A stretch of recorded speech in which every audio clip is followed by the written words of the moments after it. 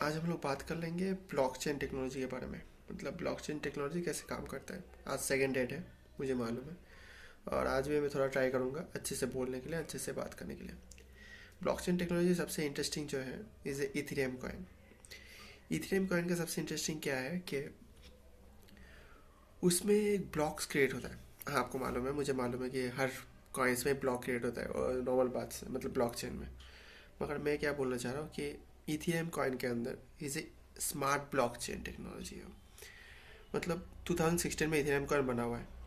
तो Ethereum coin बनने के से पहले बिटकॉइन कॉइन एग्जिस्ट करता था। तो इथेरियम कॉइन बनने के टाइम में उसका जो मेन इंटरेस्टिंग फैक्ट है इज ए स्मार्ट ब्लॉकचेन्स। मतलब क्या है कि स्मार्ट ब्लॉकचेन्स कैसे काम कर रहा है। मतलब एक फैक्ट बोलता हूँ, मतलब इथेरियम कॉइन क्यों ग्लोबल करेंसी बनने के बहुत ज़्यादा चांसेस है। मतलब बिटकॉइन तो है ही, बिटकॉइन में क्या है उसमें एक मतलब क्रेडिबिलिटी रहता है कि उसमें 21 मिलियन बिटकॉइन ही बनेगा, उससे ज़्यादा नहीं बन सकता। तो वही बात है कि इथेरियम कॉइन में क्यों बनना चाहिए।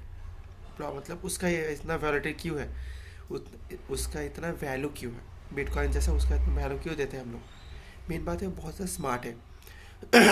हम लोग फर्स्ट बीट पे जब 2022 में एन ई एफ टी आया था, N E F T art, online art जब बिक बेच रहे थे, उसका जो प्लेटफॉर्म प्रोवाइड किया था उसने इथेरियम ने प्रोवाइड किया था।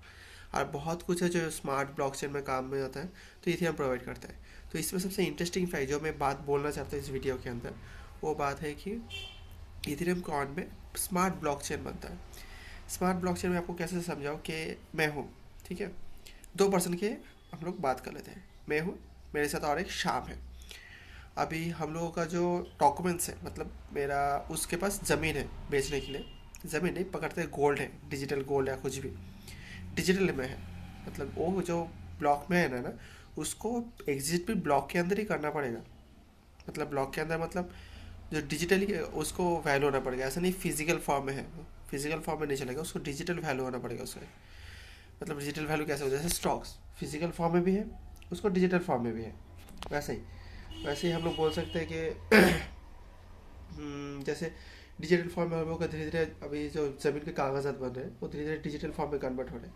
वैसे जो भी चीज़ डिजिटल फॉर्म में एग्जिस्ट कर रही है, जैसे करेंसी, पैसे, मनी, वो भी डिजिटल फॉर्म में अवेलेबल है, जैसे बैंक के नेटवर्क के अंदर। वैसे उसको भी डिजिटल फॉर्म में एग्जिस्ट करना पड़ेगा, जो इथेरियम ब्लॉकचेन के अंदर ही रहेगा।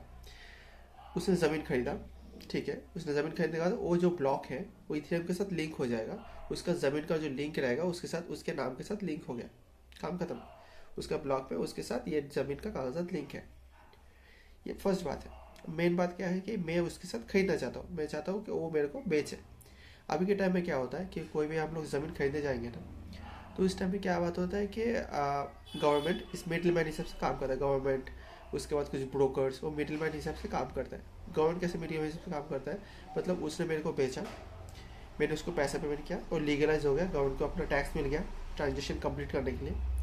और पैसा उसको मिल गया जिसने बेचा, उसने जो भी टैक्स देना टैक्स दे दिया। टैक्स का मतलब वही है, गवर्नमेंट का अपना कमीशन मिल गया, गवर्नमेंट का कमीशन। और मेरे को ज़मीन मिल गया, मेरा काम खत्म, गवर्नमेंट का काम खत्म, सब कुछ खत्म हो गया, नाम भी मिल गया। इथेरियम में क्या होगा, सेम ही चीज़ काम करेगा, मतलब इथेरियम ब्लॉक चेन के अंदर काम करेगा। मतलब क्या है कि अभी उसने बेचा मेरे को ज़मीन, वो कैसे बेचेगा, उसका जो डिजिटल फॉर्म में कागज़ रहेगा, मैं उसको ब्लॉक में क्या करूँगा, एक कॉन्ट्रैक्ट बनेगा, ठीक है। कॉन्ट्रैक्ट इथेरियम कॉइन के अंदर ही वो कॉन्ट्रैक्ट बनेगा, ऐसा नहीं कि अलग से बनेगा। इथेरियम कॉइन के अंदर ही वो कॉन्ट्रैक्ट बनना चाहिए कि मैंने उसको बोला कि मेरे को तुम्हारा ज़मीन खरीदना है। तो डिजिटल फॉर्म में उसने क्या किया, मेरे को सेंड किया। मगर उसने बोला कि मेरे को 200 ऐसा आप लोग पकड़ सकते हैं, 20 इथेरियम कॉइन उसको चाहिए। 20 इथेरियम कॉइन्स के बिना बिहार पर वो अपने जो अपना ज़मीन बेच देगा। तो वहाँ पर स्टार्ट होता है कि उसने क्या किया, इथेरियम कॉइन के बिहार में हम लोग ट्रांजेक्शन कंप्लीट करने के लिए मेरे को पहले 20 इथेरियम कॉइन उसको भेजना है। सबसे पहले वो बात है, 20 इथेरियम कॉइन में जब उसको भेजूंगा, जब वो ट्रांजेक्शन उसके पास जगह कंप्लीट होगा, उस टाइम में उसके ऑपोजिट से उसका भी ट्रांजेक्शन ऑटोमेटिकली कंप्लीट हो जाएगा। मतलब यहाँ पर धोखा कोई नहीं दे सकता। समझिए, मतलब आप समझ नहीं पा रहे क्या बोलना चाह रहा हूँ, बहुत कॉम्प्लिकेट कर दिया मैंने बात को। मतलब क्या है, जो ब्लॉक है ना वो तभी कंप्लीट होगा जो दोनों तरफ से ट्रांजेक्शन कंप्लीट होगा। समझिए, मतलब इस तरह से पैसा नहीं आया तो उसका जमीन का कागज भी उस तरफ नहीं जाएगा, मतलब डॉक्यूमेंट्स जो ट्रांसफर नहीं होगा। अगर डॉक्यूमेंट ट्रांसफर नहीं हो रहा है, उसको पैसे इस तरफ आना है, दोनों का ट्रांजेक्शन उस तरह में एक साथ ही ब्लॉक ऐसे कंप्लीट होगा। जब तक दोनों चीज़ पार्टी एक साथ कंप्लीट नहीं होगा तो एक तरफ एक गैप रह ही जाएगा ट्रांजेक्शन के अंदर। तो यही बात है। अभी आप सोच रहे हैं कि ये इतना बेसिक थिंग है ना, पर तो इंटरेस्टिंग क्या है, मगर आप सोच नहीं पा रहे। इथेरियम मतलब जो हम लोग जो क्रिप्टो करेंसी का बात पहुँच रहे हैं ना, वो हम लोग सोच रहे हैं इसे ओनली फॉर करेंसी, ठीक है, ओनली फॉर करेंसी। बट आप बात नहीं समझ पा रहे कि धीरे धीरे वो आर्ट पीसीस को भी बेच रहे हैं, जो हम लोग आर्ट्स को, जैसे डिजिटल आर्ट NFT, वो भी स्मॉल थिंग है मगर वो करेंसी की जगह ले रहा है, जो गवर्नमेंट के बिहाफ पे नहीं है। और गवर्नमेंट का बाकी जितना भी काम है, जैसे गवर्नमेंट अपना लीगल डॉक्यूमेंट्स जब बनाते हैं, कुछ भी चीज़ें हम लोग जो डॉक्यूमेंट्स अपलोड करते हैं ऑनलाइन के अंदर, कुछ भी चीज़ हम लोग ब्लॉकचेन के अंदर डाल सकते हैं। और अगर इथेरियम के साथ डालें तो उसमें ब्लॉकचेन का ट्रांजेक्शन करने में ईजी रहेगा। मतलब ब्लॉकचेन में डाल दिया, कोई इथेरियम कॉइन ब्लॉकचेन बनाए, उसमें हम लोग डाल दिया डिजिटल फॉर्म में, मगर उसमें अगर ट्रांजेक्शन करना है करेंसी के हिसाब से, तो इथेरियम उसके बिहाफ पे आ सकता है।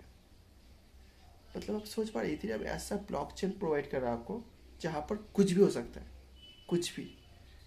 मतलब आपके भी यहाँ पे कुछ भी कल हो रहा, कुछ भी बन सकता है वहाँ पर। मैंने गाला दे दिया, सॉरी, मगर कुछ भी बन सकता है वहाँ पर। आप वहाँ पर आप पैसे ट्रांसफ़र कर सकते हैं तो नॉर्मल बात है। आप वहाँ पर ज़मीन के कागज़ ट्रांसफ़र कर सकते हैं, आपका डॉक्यूमेंट्स बना सकते हैं, उसको भी अपलोड करके रख सकते हैं वहाँ पर, अपना प्रोफाइल जैसे रहता है। इसलिए जो इथेरियम कॉइन का जो वैल्यू है ना, मुझे क्यों लगता है कि लास्ट टाइम में, मतलब अभी जितना वैल्यू है बिटकॉइन जैसा है, मगर इथेरियम का भी एक टाइम में बिटकॉइन के ऊपर ही वैल्यू जा सकता है, अगर उसको ग्लोबल भी यहाँ पे जैसे बिटकॉइन का वैल्यू हम लोग देते हैं वैसे वैल्यू देना स्टार्ट कर दिया। तो वैल्यू ऐसे ही बनेगा जब वो टेक्नोलॉजी में और भी एडवांसमेंट करेंगे और वो ग्लोबलाइज एक्सेप्ट करेंगे। और ये यहाँ पर कैच है, मुझे नहीं लगता कि ग्लोबल में इसका जो मोनोपोली है वो एक्सेप्ट किया जाएगा, क्योंकि अगर धीरे धीरे उसके ऊपर एक्सेप्टेशन बढ़ गया तो गवर्नमेंट्स या करेंसी या ग्लोबल जो पावर हब है उसके ऊपर इफेक्ट आ सकता है। मगर एक ही बात है, अगर यूएस के बिहाफ में हुआ, मतलब जो भी ग्लोबल टाइम है उस टाइम में जो भी लीडर रहेगा, वो रशिया हो सकता है, चाइना हो सकता है, इंडिया हो सकता है, या यूएसए हो सकता है। तो जो लीडर रहेगा उसके पास अगर पावर रहा, और उसके पास से अगर पावर रोटेट होकर आ रहा है, जैसे अभी के टाइम में डॉलर काम कर रहा है वैसे इथेरियम काम किया उस टाइम में भी, तो आई थिंक हो सकता है, सोच के देख सकते हैं।